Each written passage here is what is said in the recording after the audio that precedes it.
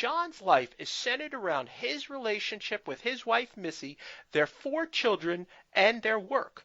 Jon and Missy are passionate about world travel, fine wines, beautiful homes, contemporary art, and capitalism.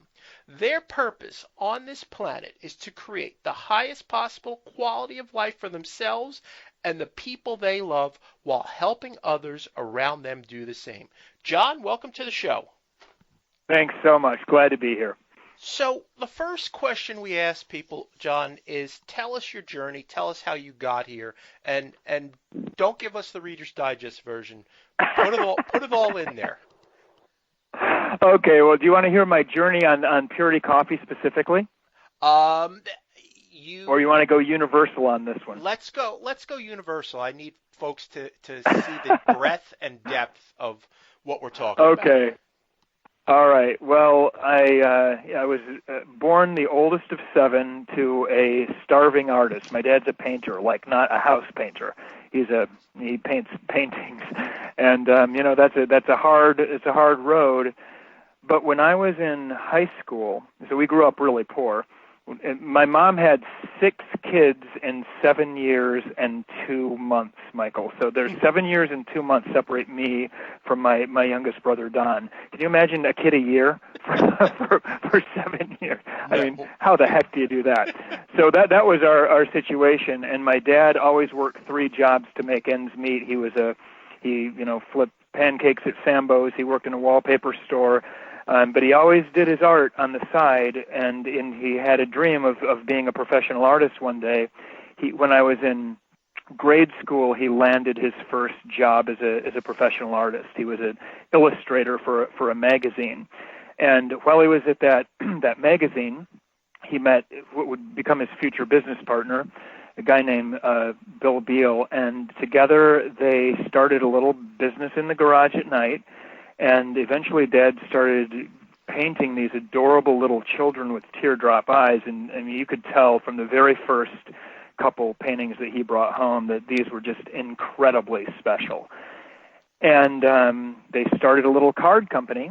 I don't really know how they pulled the money together to do that, but they did. And we one summer we built this little 10 by 10 square foot booth. We worked on it all year, and they loaded it up into a U-Haul truck and drove it across the country to California to a convention, the Anaheim Booksellers Association, and it was the debut of Precious Moments. It was in the late 70s. And they came back from that show. They didn't even have enough money to produce any product. It was all like mocked up. We mocked up everything, and they made a little catalog that said, "Hello, we'd like to introduce you to our new line of Christian greeting cards. We call them Precious Moments." Little one-page brochure. They came back from that show with a stack of orders about a foot tall. When I look back on it, I would guess that it was about $250,000, which to us might have well been $1 billion or $10 billion. That was nuts. They didn't have enough money to produce any of it. So they went to a guy in Grand Rapids, Michigan, where we lived. His name was Jay Poley, and he owned a company called Modern Litho, a big printing house. They put the orders on his desk, and they said, "If you print this stuff, posters, buttons, cards, we'll ship it, we'll collect the money, and we'll pay you for it." Bottom line is, Jay Poley put him in business. He printed the product that they needed to fulfill those orders, and that's how Precious Moments was born.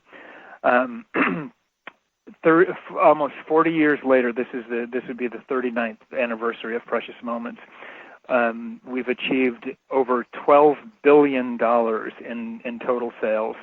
It's the number 1 art license in history, the number 1 gift collectible in history. It was just a nuts, wild ride. And I was at the center of the spokes of the wheel the whole time because all that happened just as I was becoming an adult.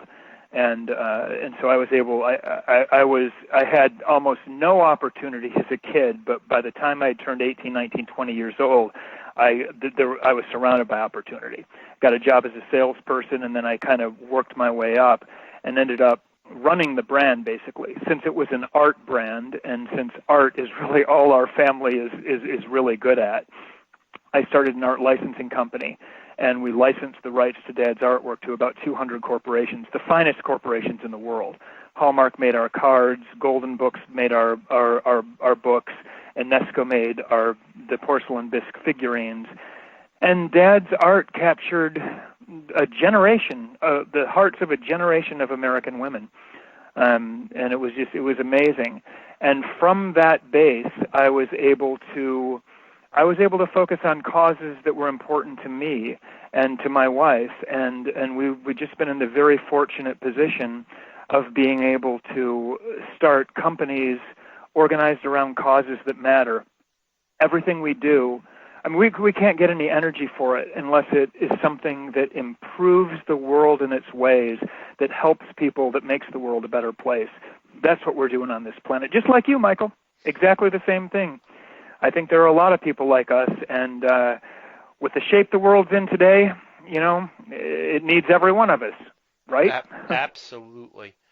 So you go So that was kind of the beginnings of my career. Sure. You go ahead. No. Go ahead. Your beginnings of your career. That was the beginnings of my career, and then from there in the mid-2000s, Miss and I were able to, my wife Missy and I were able to get our companies relatively automated so that we could really decide what we wanted to focus on. And one of the things that we were most passionate about was, over the years, we'd created this personal development system for ourselves called our Lifebook. And that was it was a system that we used to get crystal clear on what it is that we wanted in all the important areas of our life, why we wanted it, what we needed to do to get it.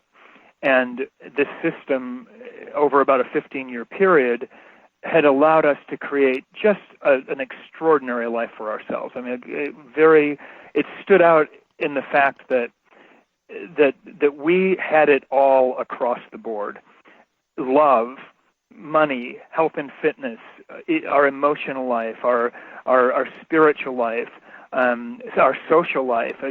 We were really able to create a high level of success in every important area, and we realized that this is a system that could be scaled and could really help a lot of other people do the same thing we did.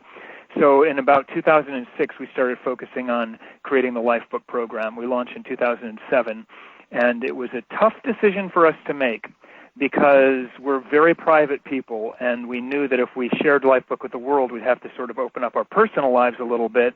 We didn't relish that thought.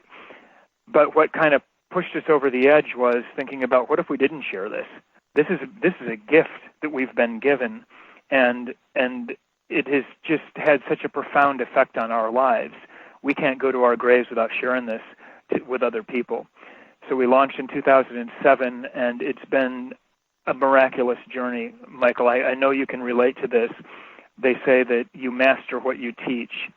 And when we just had our own life books and it was our own tool that we used, it was a certain level of consciousness that we brought to it, et cetera.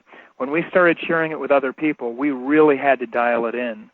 And I think that as excited as we are about how this work has been able to help other people, it has helped us so much. We've had so much growth over the last 10 years since we shared Lifebook with the world. So as nervous as we were at first, it's turned out to be one of the very best things that we've ever done.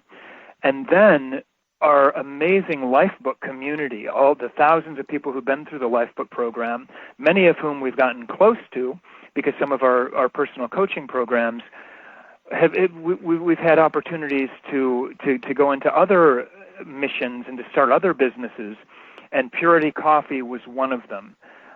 So I'll just kind of segue to this fascinating story of how this company got off the ground. You mind if I do that? Not at all. Go right ahead. Okay.